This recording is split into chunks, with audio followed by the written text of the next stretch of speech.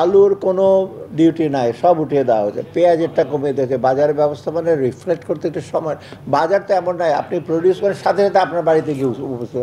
আলু কৃষকের ক্ষেত থেকে তো আপনার বাড়িতে যাবে না, কত স্টেজ আছে। সেইগুলো যে মিডল ইস্টে কতটা বাধা, ইভেন চাঁদাবাজি, এইগুলো আমরা কমাবার জন্য যথেষ্ট, একটু হয়তো সময় লাগবে। আমরা ওই যে স্থানীয় প্রশাসনকে বলেছি, ওরা যেন আবার বেশি মনিটর করতে গেলে কিন্তু ব্যবসাটা আমরা ব্যাঘাত করতে চাই না।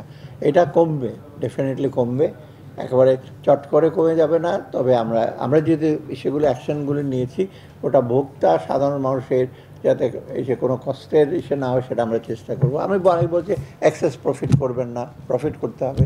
এইগুলো একটু সময় লাগতে পারে, সময় মানে 250-টিরও বেশি ডিজাইন অপশন নিয়ে ওয়ালটন স্মার্ট ফ্রিজ, বোঝে আপনার প্রয়োজন।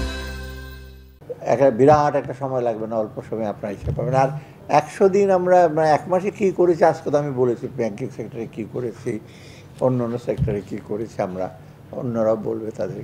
মোটামুটি কিন্তু আপনি দেখবেন লোকজনের সবচেয়ে বড় হলো ব্যাংকিং সেক্টর হলো কনফিডেন্স, তা না, সেটা তো বড়ো চ্যালেঞ্জ ছিল, মানে ব্যাংকের উপর। সে কনফিডেন্স নিশ্চয়ই চলে আসছে, যে কিছু ব্যাংক প্রবলেম আছে সেটা বাংলাদেশ ব্যাংক অলরেডি রিঅর্গানাইজ করছে, ভালো লোক বসিয়েছে। এখন লোকজনের তো অভাব, মানে কনফিডেন্সে ঘাটতি হওয়ার কথা না। আর ভবিষ্যতে অন্য ব্যাংকগুলো আমরা মানে এই সাথে নিয়ে আসবো, ইন্টারন্যাশনাল নর্ম যারা পাবে।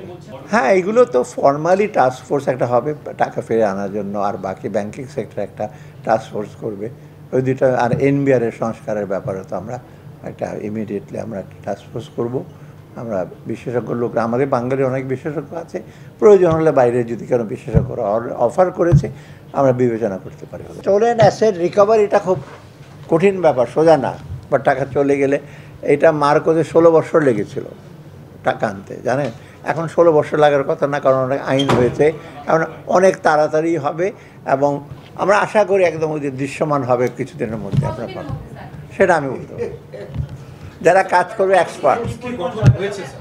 ট্রান্সপোর্টটা নিয়ে কংক্রিট এসে হয়েছে, আমরা যেটা অবয়বটা আদলটা হয়েছে, ভেতরে কারা আছে সেটা আমরা বলবো না, এখন পরে ঠিক হবে। এবং এটা কী কী কাজ করবে ট্রান্সপোর্ট গভর্নর সাহেব, এটা বরং গভর্নর সাহেবকে জিজ্ঞেস করেন, এটা উনিই করবেন, আমরা কিন্তু মন্ত্রণালয় থেকে কিছু করবো না। হ্যাঁ, প্রক্রিয়া তো সে অলরেডিতে বলেছে। প্রক্রিয়া একটা প্রক্রিয়া হলো আপনার গভর্নর সাহেব অ্যানাউন্স করেছে না, যদি কারো যদি অ্যাসেট এখানে থাকে, কোলেটারাল থাকে, কিছু থাকে, আমরা দেখব ওটা কীভাবে পত্র আদায় করা যায় আইনের মাধ্যমে, আমরা জোর করে আদায় করবো না।